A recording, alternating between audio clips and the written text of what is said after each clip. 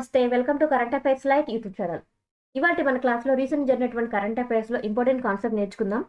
మీకు కనుక మా ఛానల్లో ఉన్నటువంటి వీడియోస్ అండ్ ఎక్స్ప్లెనేషన్ నచ్చినట్లయితే మా ఛానల్ లైక్ చేయండి, షేర్ చేయండి అండ్ సబ్స్క్రైబ్ చేయండి. Welcome to current affairs light YouTube channel. ఇవాళ మన కాన్సెప్ట్ వచ్చేసి దిశ అనమాట.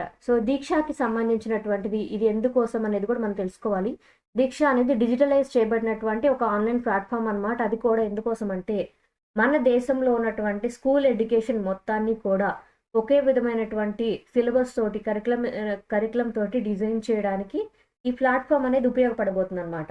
ఫర్ ఎగ్జాంపుల్, ఏ అనేటువంటి స్కూల్లో ఒక రకమైనటువంటి సిలబస్ని, మెటీరియల్స్ని, డేటాని యూజ్ చేస్తూ ఉన్నారు. అండ్ బి అనేటువంటి స్కూల్లో సేమ్ క్లాస్కి, ఫర్ ఎగ్జాంపుల్ ఏ యొక్క స్కూల్లో సెకండ్ క్లాస్కి ఒక సిలబస్ ఉంటే బి స్కూల్లో సెకండ్ క్లాస్కి వేరే సిలబస్ ఉంటుందన్నమాట. అలా కాకుండా ఏ స్కూల్లోనైనా సరే, ఏలో అయినా బీలో అయినా కూడా సెకండ్ క్లాస్కి సిలబస్ అంటే ఒకే విధమైనటువంటి మెటీరియల్ ఉండే విధంగా, సిలబస్ ఉండే విధంగా ఒక ఆన్లైన్ డిజిటల్ ప్లాట్ఫామ్ అనేది డిజైన్ చేయడం జరిగింది. దాని పేరే దీక్ష అనమాట. అండ్ దీని గురించి ఇన్ఫర్మేషన్ ఏంటంటే, ఇది సెంటర్ అనమాట. కేంద్ర శాఖ వారు దీన్ని డిజైన్ చేయడం జరిగింది. Digital infrastructure for knowledge sharing. Digital infrastructure for knowledge sharing అంటే ఇందులో సిలబస్ ఏదైతే ఉంటుందో అది ఆల్రెడీ డిజిటలైజ్ చేసి ఒక ఆన్లైన్ సైట్లో డిజైన్ చేసి పెడతారనమాట. దానికి తగ్గట్టుగానే మన దేశంలో ఉన్నటువంటి స్కూల్స్ అన్నీ కూడా దాన్ని ఫాలో అవ్వాల్సి ఉంటుంది. అండ్ ఇది ఇచ్చినటువంటి స్లోగన్ వన్ నేషన్, ఇండియా మొత్తం మీద one nation one digital platform. ఒక్కొక్క చోట ఒక్కొక్క ఎడ్యుకేషనల్ సిస్టంలో ఒక్కొక్క విధంగా ఉండకుండా మన దేశంలో ఉన్నటువంటి ప్రతి స్కూల్లో ఒకే విధమైనటువంటి ఎడ్యుకేషన్ సిస్టమ్ ఉండే విధంగా సిలబస్ని, నథింగ్ బట్ వాళ్ళ యొక్క ప్రతి క్లాస్కి వాళ్ళు ఇచ్చేటువంటి సిలబస్ని ఏ విధంగా ఉండాలి అనేటువంటి డిజిటలైజ్ చేసి డిజిటల్ రిసోర్సెస్ ద్వారా మన దేశం మొత్తానికి తెలియజేసేలా ఉంచుతారనమాట. అండ్ ఎవరి ద్వారా డిజైన్ చేయబడింది?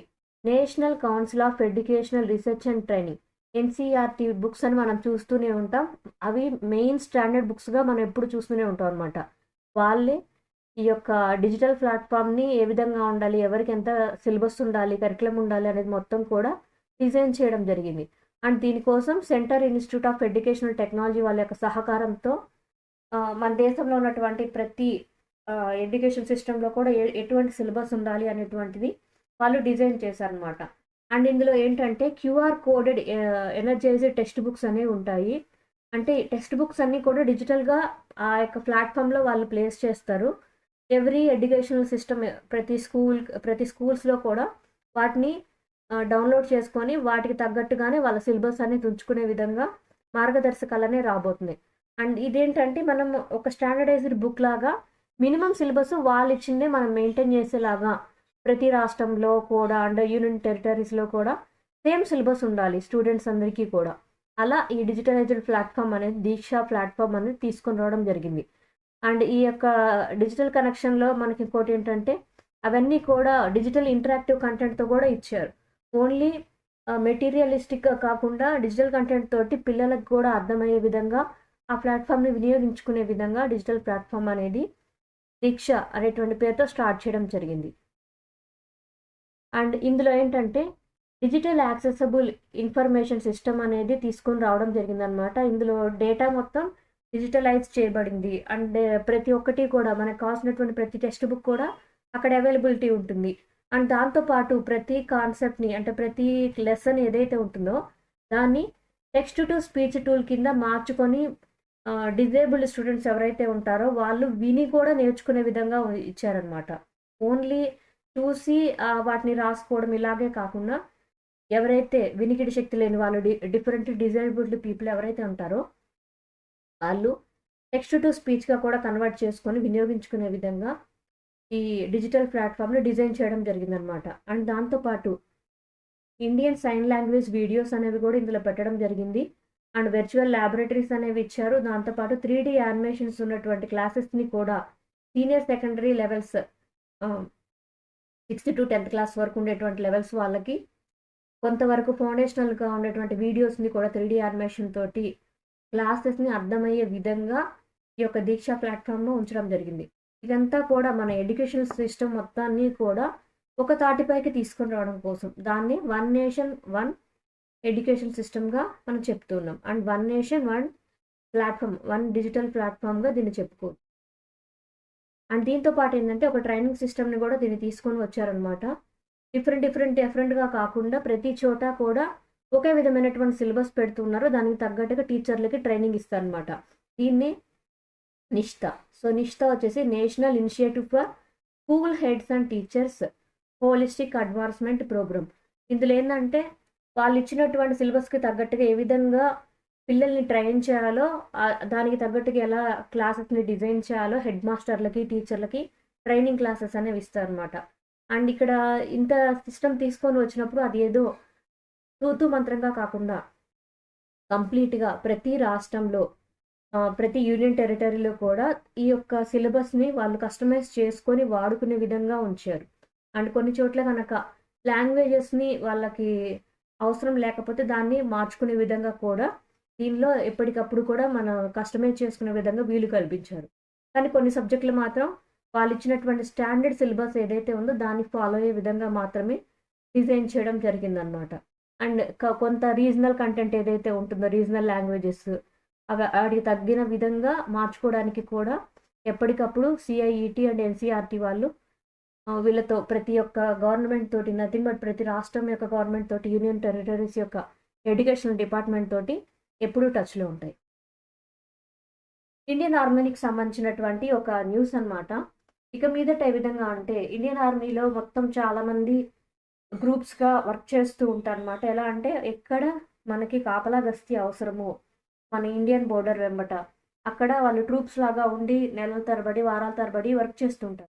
బట్ వాటిని కూడా ఇంకా డిఫైన్డ్ బ్యాటిల్ ట్రూప్స్గా మార్చబోతున్నారు. ఇక్కడ ఇండియన్ ఆర్మీలో ఏవైతే ట్రూప్స్గా మార్చబోతున్నారో ఆ ట్రూప్స్ ఏంటంటే ఒక టీం అనుకోవచ్చు.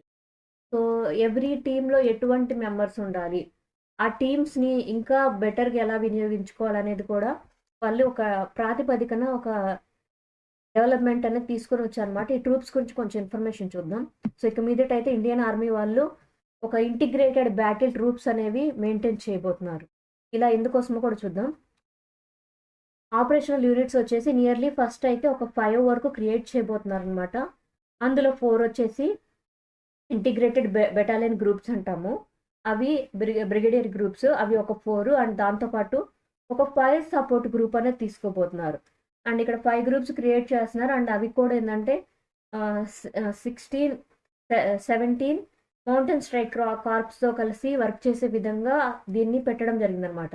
నథింగ్ బట్ మనకి ఇండియా ఏదైతే ఉందో దానికి తగ్గట్టుగా ఈ బోర్డర్ లైన్ మొత్తాన్ని కవర్ చేసే విధంగా, అండ్ ఇక్కడ లోకల్గా ఉన్నటువంటి పోలీస్ వ్యవస్థ ఏదైతే ఉందో దాంతో కూడా కలిసి వర్క్ చేసే విధంగా ఉండడానికే ఈ బెటాలియన్ ట్రూప్స్ అనేవి ఉంటాయి.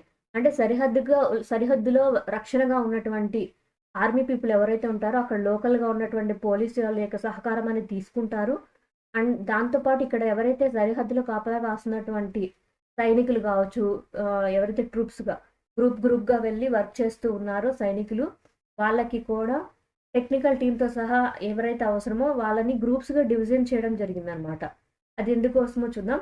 అండ్ దాంతోపాటు ఈచ్ యూనిట్కి కూడా ఒక మేజర్ జనరల్ ర్యాంక్ ఉన్నటువంటి హయ్యర్ అఫీషియల్ ఒకరిని నియమించబోతున్నారు. అండ్ దాంతోపాటు బ్రిగేడియర్ ర్యాంక్ ఆఫీసర్ ఒకరిని దీనికి అంటే ఈ టీమ్స్కి ఒకరిని చీఫ్ ఆపరేషన్ ఆఫీసర్గా నిర్ణయించబోతున్నారు. ఎందుకంటే ఏదైనా సిచ్యువేషన్ వచ్చినప్పుడు అక్కడ నిర్ణయం తీసుకోవాలి అంటే ఎవరికి వాళ్ళు ఇండివిజువల్గా తీసుకోరు. ర్యాంక్ ఆఫీసర్స్ ఏదైతే చెప్తారో అక్కడ దాడి జరిగినా లేదా ఏదైనా ప్రకృతి విపత్తు కలిగినా అక్కడ ప్రజలను రక్షించాల్సి వచ్చినా అట్లాంటి సిచ్యువేషన్లో ఎలాంటి డెసిషన్ తీసుకోవాలనేది బ్రిగేడియర్ ర్యాంక్ ఆఫీసర్స్ మాత్రమే డిజైన్ చేస్తారు. అండ్ ఒక్కొక్క ఐబీజీలో నియర్లీ 5,000 వరకు కూడా ట్రూప్స్ ఉన్నాయి అన్నమాట. ఒక్కొక్క ట్రూప్లో 70 నుంచి 130 మంది వరకు కూడా ప్రజలు అంటే ఆర్మీ సోల్జర్స్ ఉంటారు. అండ్ నియర్లీ 12 నుంచి 13 యూనిట్స్గా కూడా దీన్ని డివిజన్ చేసుకునేటువంటి ఛాన్స్ ఉందన్నమాట. అండ్ ఇక్కడ టోటల్ 5 యూనిట్స్ అనేవి తీసుకుంటున్నారు. అండ్ 5 యూనిట్స్లో కూడా ఎంతమంది ఉండాలి, ఎలాంటి పీపుల్ని పెట్టుకోవాలనేది కూడా మొత్తం వాళ్ళు డిజైన్ చేస్తారు ఆ ట్రూప్స్ని. అండ్ ఈ యొక్క డిజైనింగ్ ఏదైతే ఉందో నథింగ్ బట్ ఆ ట్రూప్స్ డివిజన్ ఏదైతే ఉందో అది బ్రిగేడ్ సైజ్గా ఉండి ఒక సెల్ఫ్ కంటైన్డ్ ఫైటింగ్ యూనిట్స్గా ఉండబోతున్నాయి. అంటే ప్రతి ఒక్క విషయానికి కూడా కావాల్సినటువంటి ఎటువంటి ఆపరేషన్స్కైనా అది అంటే మనం చేయాల్సినటువంటి ఆపరేషన్ అనేది మౌంటైన్ రీజన్ ప్రాంతమైన, నార్మల్ ప్రాంతమైన, లేదా అక్కడ ఉన్నటువంటి మంచుతో కప్పబడినటువంటి ప్లేసెస్‌లో ఏదైనా రక్షణ చర్య అవసరమైనా సరే, యుద్ధ వాతావరణ పరిస్థితి అయినా సరే, సో ఎక్కడైనా సరే వర్క్ చేయడానికి వీలు కలిగించే విధంగా గ్రూప్‌లో అన్ని రకాల వ్యక్తుల్ని వాళ్ళు నియమించుకోబోతున్నారు. దాని గురించి కూడా చూద్దాం. ఇక్కడ ఏ విధంగా అంటే ఇన్ఫాంట్రీ బెటాలియన్స్ అనేవి ఉండబోతున్నాయి. అండ్ ఆర్టిలరీ రెజిమెంట్స్ కూడా ఉండబోతున్నాయి. ఆర్టిలరీ రెజిమెంట్స్‌లో వాళ్ళకేందంటే డిఫరెంట్ గన్స్‌ని ఎలా హ్యాండిల్ చేయాలో వాళ్ళకి ఎక్కువగా తెలుస్తూ ఉంటాయి. అండ్ ఇన్ఫాంట్రీ బెటాలియన్స్ వచ్చేసి పాదక రక్ష సైనికుల్లాగా అంటే గస్తీ సైనికులే. వీళ్ళకన్నా ఆర్టిలరీ వాళ్ళకి ఎక్కువగా నాలెడ్జ్ అనేది ఉంటుంది. గన్స్ అండ్ బాంబ్స్ గురించి. రెండు బెటాలియన్స్‌ని కూడా అందులో ఉండే వ్యక్తుల్ని నథింగ్ బట్ ఆ సోల్జర్స్‌కి ఎవరైతే ఏ విధమైనటువంటి ట్రైనింగ్ తీసుకొని ఉన్నారో వాళ్ళందరినీ కూడా ఈ టీమ్స్‌లో డివిజన్ చేయడానికి తీసుకుంటున్నారు. అండ్ దాంతో పాటు ఎలక్ట్రానిక్స్ అండ్ మెకానికల్ ఇంజినీర్స్ ఎవరైతే ఉంటారో కంబాట్ ఇంజినీర్స్ కూడా ఉంటారు కదా ఆర్మీకి సంబంధించి, వాళ్ళని కూడా టీంలో ఉంచుకుంటున్నారు. అండ్ దాంతో పాటు medical officers and nothing but అక్కడ సైనికులకు అవసరమైనటువంటి మెడిసిన్స్ కావచ్చు, అవసరమైనటువంటి చిన్న క్యాంప్ లాగా ఉంచుకొని వాళ్ళకి ఎప్పటికప్పుడు ట్రీట్మెంట్ చేయడానికి, యుద్ధ పరిస్థితుల్లో అయినా ట్రీట్మెంట్ చేయడానికి అవసరమయ్యే విధంగా army special corps and field hospital అంటే ఒక టెంపరరీ హాస్పిటల్ వాళ్ళు ఎక్కడైతే ట్రూప్‌ని ప్లేస్ చేసుకున్నారో ఆ ట్రూప్ దగ్గర వాళ్ళకి సహాయకంగా ఖచ్చితంగా ఒక మెడికల్ ఆఫీసర్ ఉండేలాగా, ఒక డాక్టర్ అండ్ ఒక నర్స్, ఒక చిన్న మెడికల్ సెటప్ అనేది ఉంచుకొని వాళ్ళు కూడా ప్రతి టీమ్‌లో ప్రతి యూనిట్‌లో ఉండే విధంగా దీన్ని డిజైన్ చేస్తున్నారనమాట. అండ్ ఇలా టీమ్‌గా ఎందుకు చేస్తున్నారు? అండ్ ఇలాంటి యూనిట్స్ ఎందుకు డిజైన్ చేశారనేది కూడా మనం తెలుసుకోవాలి. ఎందుకంటే మౌంటైన్ టెర్రైన్ ప్రాంతాల్లో గనక ఎక్కడైనా ఏదైనా ప్రమాదం జరిగింది. అక్కడ సహాయక చర్యలు ఇండియన్ ఆర్మీ వాళ్ళు పాల్గొనాలి అంటే వెళ్ళే టైం చాలా తక్కువగా ఉండాలి. ఫర్ ఎగ్జాంపుల్ ఒక ప్లేస్‌లో ఒక ప్రమాదం జరిగింది. ఆ ప్రమాదానికి చాలా తక్కువ టైంలో ఏ టీమ్ అయితే వెళ్ళగలదో ఆ టీమ్ ఖచ్చితంగా అక్కడికి వెళ్ళే విధంగా దీన్ని పెడుతున్నారనమాట. సో తొందరగా వెళ్ళగలిగితే తొందరగా సహాయం చేయగలిగితే ఎక్కువ మందిని కాపాడొచ్చు. దాన్ని దృష్టిలో ఉంచుకొని ఇటువంటి టీమ్స్ అనేవి చేయడం జరిగింది. Thank you for watching my video. మీకు కనుక నా వీడియో అండ్ ఎక్స్‌ప్లనేషన్ నచ్చినట్లయితే నా వీడియోస్ లైక్ చేయండి, షేర్ చేయండి అండ్ సబ్స్క్రైబ్ చేయండి. మీకు నా వీడియోస్ ఏ విధంగా అనిపిస్తున్నాయో నాకు కామెంట్ సెక్షన్‌లో తెలియజేయండి. Thank you for watching my video.